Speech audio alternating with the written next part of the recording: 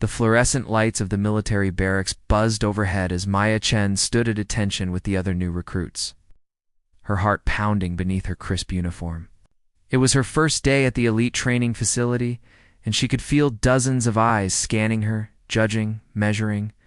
She'd worked for 3 years to get here, pushing through physical therapy, relearning how to run, how to fight, how to exist in a body that bore the permanent marks of sacrifice.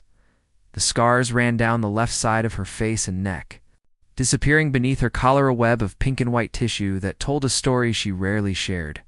Most people looked away quickly, uncomfortable with the evidence of violence written on her skin.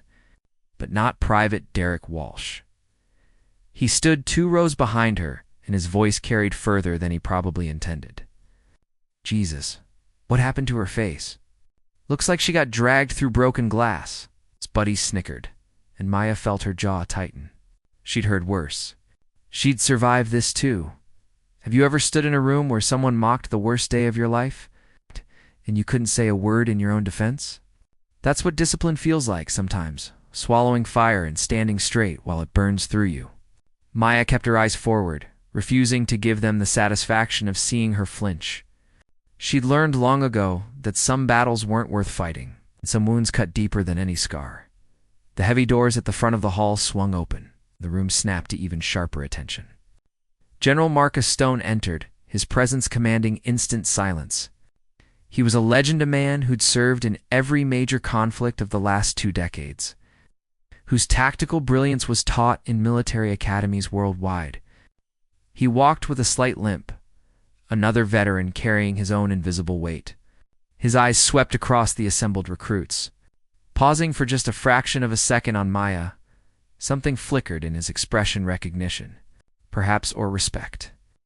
At ease, he said, his voice gravelly but clear. You're here because you think you're the best. You're not. Not yet. Some of you will wash out in the first week. Some will make it through, but never understand what it really means to serve. And a very few of you already know. His gaze found Maya again, and this time it stayed. Because a very few of you have already paid the price before you even walked through these doors. The general moved to the center of the room, his hands clasped behind his back. 3 years ago, I was in Kandahar when an IED hit our convoy. We were pinned down, taking heavy fire. I was trapped in a vehicle that was seconds from exploding, and I'd accepted that I was going to die there. He paused, letting the weight of those words settle over the room. Then someone appeared. A young sergeant who ran through enemy fire not once, but 3 times, pulling wounded soldiers from burning vehicles. When she got to mine, the fuel tank was already smoking. She pulled me out with a dislocated shoulder and dragged me 50 yards to cover. Then she went back for the driver. Maya's eyes stung, but she didn't move, didn't breathe. She remembered the heat, the screaming, the way time had seemed to slow and speed up simultaneously. She remembered the general's blood on her hands, the weight of his body as she'd pulled him across the sand. She remembered the explosion that had followed, the shrapnel that had torn through her face and neck as she'd shielded the driver with her own body. That's when the secondary explosion hit, the general continued, his voice thicker now. She took the blast meant for Private First Class James Martinez, who is alive today because of her. She spent 8 months in the hospital, underwent 17 surgeries, and was medically discharged with full honors. He turned, facing Maya directly now. And apparently she missed military life so much that she applied for reinstatement, passed every physical and psychological evaluation with flying colors, and earned her way into this program through sheer determination. The silence in the room was absolute. Every recruit was staring now, not at Maya's scars, but at Maya herself, freely seeing her for the first time. Behind her, she heard Derek Walsh make a small, choked sound, like someone had punched the air from his lungs. Her call sign, the general said, his voice rising with unmistakable pride, is Phoenix, because she literally rose from the ashes to serve again. And anyone in this room who doesn't respect that can pack their bags right now, because you don't belong in the same uniform she's wearing. Maya felt something crack open inside her chest, not breaking, but blooming. For 3 years she'd carried her scars like shame, like something to hide or apologize for. But standing here, under the general's fierce gaze, she finally understood what her therapist had tried to tell her. Her scars weren't evidence of damage. They were proof of survival.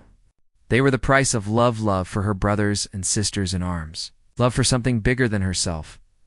After the assembly, Derek Walsh approached her, his face pale and stricken. "Ma'am, I'm sorry. I didn't know." Maya held up a hand, stopping him. "You didn't know because I don't talk about it. But now you do. So the question is, what kind of soldier are you going to be? The kind who judges by appearances, or the kind who looks deeper?" He nodded, shame and determination warring in his expression. "The second one, ma'am." "I swear it." Maya smiled, a real smile that pulled at the scar tissue on her cheek. "Then we're good, Private. Now let's get to work." As they headed to the training grounds, Maya felt lighter than she had in years. Her scars would always be visible, but maybe that was the point. Maybe they were meant to remind her and everyone who saw them that courage isn't the absence of fear or pain. It's what you do despite them. So think about the scars you carry, visible or not. They don't define your worth, your response to them does. Share this story with someone who needs to remember that survival itself is an act of bravery, and rising again is nothing short of heroic.